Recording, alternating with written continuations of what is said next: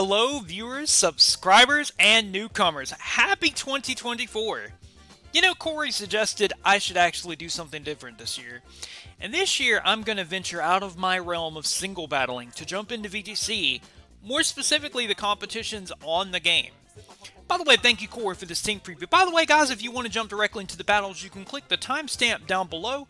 The team and the Pokepass is also listed down below in the description if you're interested in that. But for those of you who'd like to hear about the in-depth team preview, let's go ahead and get started. Fairly note, this will be the very first doubles competition, or competition in general, I've ever recorded and posted to the channel. I've got some exciting matches with an exciting creative team, and I can't wait to get started going over it.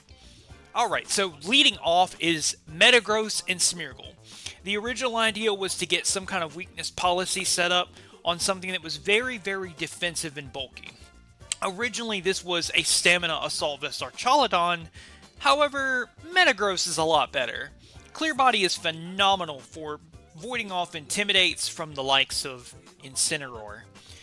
Setting up weakness policy is really easy with Sucker Punch Smeargle. It doesn't do a whole lot of damage to Metagross, because Smeargle's attack is abysmal, and it allows me to trigger off the weakness policy. Also, I can also just Terrastalize defensively and do it that way and use Gothitelle in the back to heal pulse my Metagross and to keep it at really nice HP. Metagross and Smeargle are the backbone of this starting team. Also, Metagross was chosen because of its natural bulk as a whole. I decided to go with max HP and max attack in order to capitalize on Terrapagos. Retro, why Terrapagos? Terrapagos' Tera Shell is really, really good. Acts as a multi-scale. However, it's not once. Well, multi-scale's not once either. You could get back up to full HP. This is the same idea with Gothitelle and its Heal Pulse, getting Terrapagos back up to the range of health that it can just use its Tera Shell to block attacks. I don't mind using my Terrastalization on another member of my team and allowing Terrapagos to just stay in its more defensive Terrastal form with safety goggles and just setting up Calm Minds and getting boosted by Heal Pulse. Terrapagos is so good.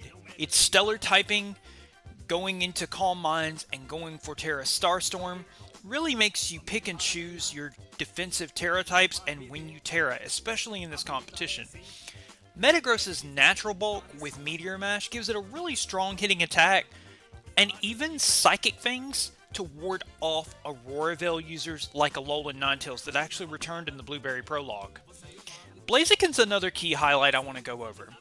Clear Amulet Blaziken is designed to one-hit KO Terrapagos, and specifically as well Incineroar. With Clear Amulet, they're not able to intimidate me and I can just go close combat at full power. It's important to note that you can only close combat one shot if the Terrapagos has broken Tera Shell or if they're in full stellar form. That's very important. Fire Punch might look a little strange on the moveset, however Fire Punch still gives me that really nice coverage for single targets where I don't have to rely on Overheat. Protect is of course to get the speed boost, and Blaziken works alongside both the Helping Hand users for Farigiraf and Gothitelle. Bulky Gothitelle is so good. Max HP and max special defense is honestly something I never thought would be this good. Being able to protect and then get the Wiki Berry off, and of course use Heal Pulse to boost up not only Terrapagos, but also Farigiraf and Metagross, not as much Blaziken. Blaziken's more of a lone fighter, you know what I'm saying? He doesn't mind going down as long as he gets done what he needs to, which is eliminating and weakening Terrapagos and or taking out Incineroars. Then we have Farigiraf. I went with the Grass Tera typing. The Grass Tera typing alongside with Armor Tail. This means Sucker Punch, Fake Out, things of the like Bullet Punch will not work as long as it's on the field. When I see a team with a bunch of Fake Out users or a bunch of priority, I'm going to bring Farigiraf. The Grass Tera typing also allows it to evade Spores, Powders, and such and the like. Similarly why I have safety goggles on Terrapagos, so that I don't get spored, because it's a bit slow, and you can spore it and knock it out. Smeargle, Moody, originally I had Fissure on it. Hear me out, hold on. I originally had Fissure because Tera Shell is actually not a factor when it comes to Fissure. It actually goes through the Tera Shell. However, Baton Pass at the last minute was one of the best changes I could have made, and you'll see that in the matches. I have an exciting match for you today. Let's jump into the very first round of our tournament and see what the duo of Farigiraf and Blaziken are up to. What could Trick Room and Speed Boost be doing together? Let's find out. Super pumped to get into this very first battle versus Phoenix. His entire team is a threat, but Walking Wake is absolutely terrifying. You never know how it's set up with its photosynthesis, whether it's speed or special attack, but he's leading with the unlikely duo of Whimsicott and Camerupt. By the way, if you enjoyed the music that we're kicking in today's show, drop a comment down below and let me know. What do you guys think of Camerupt? Let me know in the comment section. I wonder how this is going to be set up. Maybe normally you would see like a Lilligant or something like that with like After You and Eruption strats. That's what I think of when I see this duo. However, I don't think Whimsicott actually has After You in Generation 9. However, this one goes in for the Water Terastallization, a very good defensive Terastallization for Camerupt considering. Now it doesn't take super effective damage from anything other than Grass and Electric, and it covers both of those with its Fire typing for the Grass and Ground typing for Electric, so that's actually pretty ingenious. I myself am a big fan of Mega Camerupt, so I'm pretty cool with Camerupt having a cool usage and defensive terastallization. I get a speed boost with Blaziken, and I get a Hyper Voice off, and I'm trying to decide if I want to go for Trick Room. However, Hyper Voice seems to be the option. On my first Hyper Voice, I did get that Throat Spray, and that +1 special attack is going to be pretty phenomenal. However, I decided to just go for Helping Hand boost at close combat, and hoping from the range that this thing is at, I will be able to knock out that Camerupt. Luckily, it goes down with no problems, and I get my defense drop. In this situation, though, it's completely okay, because I can take a Moonblast even with lessened defenses, because I do have that neutral fire typing. However, they decide to go for Farigiraf. I think they're more afraid of Farigiraf setting up the Trick Room to offset Walking Wake, because regardless of what Walking Wake it is, I'll be able to outspeed it after I set up the Trick Room. So, that makes pretty logical sense. Speaking of that Walking Wake, that terrible dinosaur creature phenomenon that I was absolutely mortified of is now on the field. So, there it is. I decided to protect the first turn with Blaziken. Speed Boost is going to be great. I decide right off the bat to not actually set up my Trick Room, and just to continue to Hyper Voice this thing down, just to see how well I do against it. And it works out well, because Blaziken lures... Oh, I do set up the Trick Room. I guess I am that terrified of that Walking Wake, huh? That Blaziken, by going for the Protect, is the perfect thing to make the Walking Wake want to target the Blaziken, trying to see what I'm up to. Because who would combine Trick Room and Speed Boost? That makes no sense, right?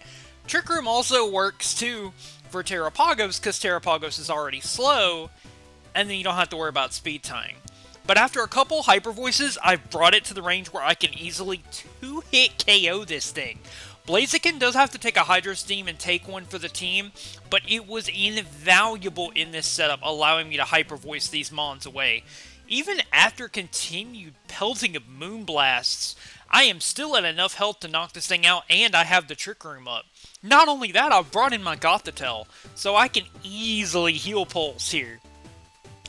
However, I am pretty terrified, damage ranges and calculations and such, that this isn't going to KO even from this range. So I decide for Gothitelle to give Farigiraf a helping hand here, as the Whimsicott protects, but I'm not worried about the Whimsicott, not at all. I've got plenty of options in the back for that. I am worried about the Walking Wake, but my Trick Room is still up. So all the protect shenanigans aside, with Trick Room being up, I can easily outspeed on this next turn, and they would have to go for double protect to outstall the Trick Room. And how likely is that? What, 30%? Something like that? I do decide to protect Gothitelle on this turn, hoping that they will want to target down the Gothitelle with Walking Wake, and that the Whimsicott wants to attack me with Moonblast. But it really doesn't matter either way, because Farigiraf's Hyper Voice knocks out both of them. Whimsicott and Walking Wake have been bested by the longest neck, even longer than the new Raikou Paradox. He goes out into Incineroar, the Intimidate on Farigiraf, and Gothitelle. That doesn't do anything. He is left with just the Incineroar, and I do have a little turtle in the back with my Tera shell intact, so that's going to be the wrap-up for the very first game. But I decided to wrap this up really nicely with another Helping Hand and Hyper Voice, which doesn't KO Incineroar, because Incineroar is just the absolute bulkiest thing ever. Knockoff, and it finally goes down. Farigiraf gets knocked out by the knockoff, the Twisted Dimensions return to normal, and I bring in the turtle. What better way to end this battle than to go stellar form with my Terrapagos? I've got exactly the situation that I want alongside the Heal Pulse, and Incineroar is bulky, but it's not bulky enough to live this next attack. And I decide to just rub salt in the wound by going for a Heal Pulse onto my Terrapagos, so when the knockoff comes, it just hits the Tera Shell, and then the Tera Shell is healed, and then I just Tera Starstorm. But he decides to target down the Gothitelle's Wicked Berry, and that's fine because I have a +1 boosted Earth Power with your name on it, boosted by Helping Hand, to shut out this first game versus Phoenix. I'm going to have this all on a playlist for the Blueberry Academy Prologue, or the Blueberry Prologue Tournament. Hope you guys enjoy the matches. Thank you guys for the support. Hope you guys liked the video, and I'll catch you guys in the next one. Until next time, power on, power off.